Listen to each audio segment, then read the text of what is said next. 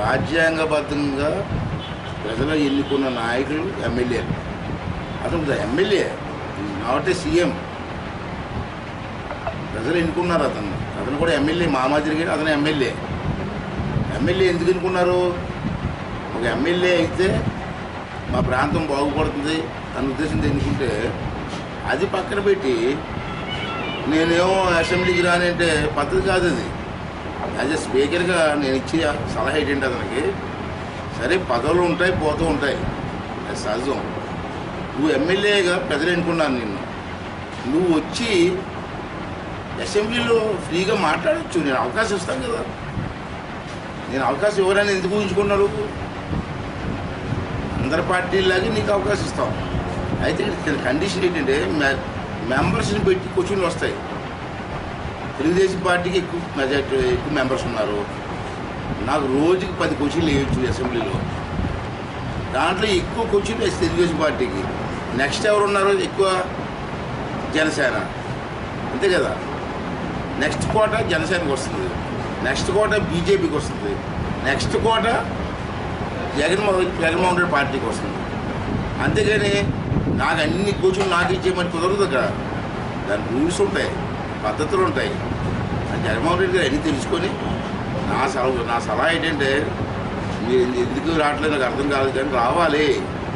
ప్రజలు ఇచ్చిన మ్యాండేట్ ప్రకారంగా వారు అసెంబ్లీకి రావాలి. ప్రజా సమస్యల గురించి మాట్లాడాలి, రాష్ట్ర సమస్యల గురించి మాట్లాడాలి. నీకు ఇచ్చే టైం నేను ఇస్తాను, పద్ధతి ప్రకారంగా ఎంత టైం ఇవ్వాలో అంత టైం నీకు ఇస్తాను.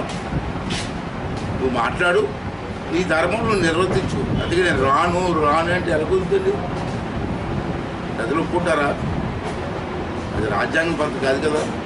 అంటే ఇప్పుడు కూడా మీ ద్వారా చెప్తున్నాను, జగన్మోహన్ రెడ్డి గారు అసెంబ్లీకి రండి, మీ పార్టీకి ఎంత టైం ఇస్తారు వాళ్ళు అంత టైంకి ఇస్తాను పద్ధతి ప్రకారంగా.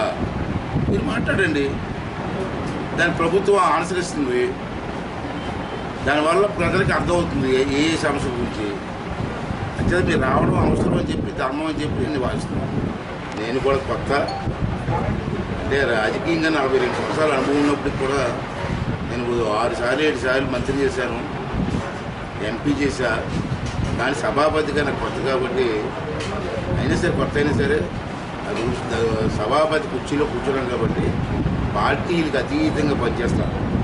అందరు ఎమ్మెల్యేలకు కూడా మాట్లాడే అవకాశం ఇస్తాను.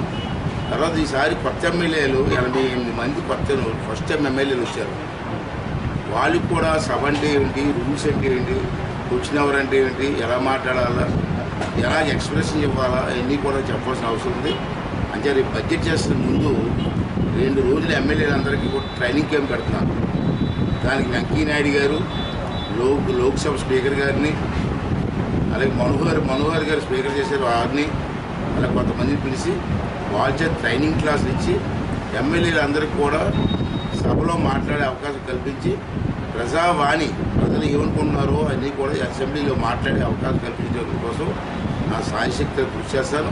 ఇందాక మళ్ళీ రిపీట్ చేస్తాను, అన్ని పార్టీల్ని సమంగా చూస్తాను. అది నా ధర్మం. ఇవాళ ఎన్నుకోదంటే సభాపతి ఒక ఎమ్మెల్యే కాదు, లేకపోతే ఒక పార్టీ మనిషి కాదు. రాజ్యాంగం ప్రకారం రాజ్యాంగబద్ధంగా ఉన్న వ్యక్తిని నేను. అయితే అన్ని పార్టీలు సమంగా ఇస్తాను. అయితే పార్టీ వాళ్ళు మేము రావని బాయ్కాట్ చేయడం మంచిది కాదు. మీరు రండి, అసెంబ్లీని మీకు ఇచ్చిన టైంని ఉపయోగించుకోండి, ప్రజా సమస్యలు మాట్లాడండి. రాష్ట్రం బాగా నష్టపోయి ఉంది. మనకి ఆంధ్ర రాష్ట్రాన్ని కాపాడడం కోసం, అభివృద్ధి చేయడం కోసం పార్టీలకు అతీతంగా ఆలోచించి మన రాష్ట్రాన్ని అభివృద్ధి చేసి మన ప్రజల కోరికను నెరవేర్చేసే బాధ్యత ఇవాళ ప్రతి ఎమ్మెల్యే మీద, ప్రతి మంత్రుల మీద, రాజ్యాంగబద్ధంగా ఉన్న ప్రతి ఒక్కరు కూడా ఆలోచించవలసిన అవసరం ఉందని చెప్పి మీ ద్వారా అందరికీ మనం చేస్తున్నాం.